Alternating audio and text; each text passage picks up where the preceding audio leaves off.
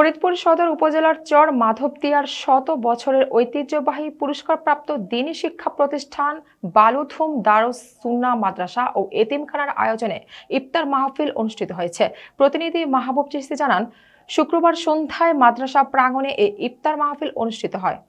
এ সময় বালুথুম দারুস সুন্নাহ মাদ্রাসা ও এতিমখানার মুহতামিম হাফেজ মোহাম্মদ আনিসুর রহমানের পরিচালনায় ইফতার মাহফিলে প্রধান আলোচক হিসেবে বয়ান পেশ করেন ফরিদপুর নিঠুর মোড় জামে মসজিদের ইমাম ও খতিব হাফেজ মোহাম্মদ জামিলুর রহমান ফরিদি।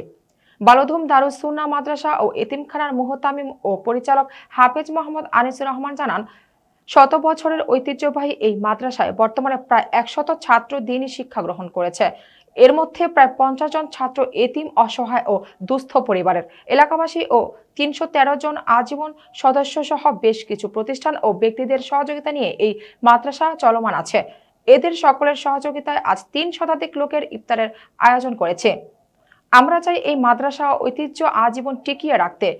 এ সময় চর মাধবদিয়া ইউনিয়নের সাবেক চেয়ারম্যান মির্জা সাইফুল ইসলাম আজম, অম্বিকাপুর ইউনিয়নের চেয়ারম্যান মোহাম্মদ নুরুল আলম, বিশিষ্ট ব্যবসায়ী মোহাম্মদ সলিমুল্লাহ খান সহ গণ্যমান্য ব্যক্তিবর্গ, এলাকার যুবক ও মুরব্বী, মাদ্রাসার শিক্ষক ও ছাত্ররা উপস্থিত ছিলেন।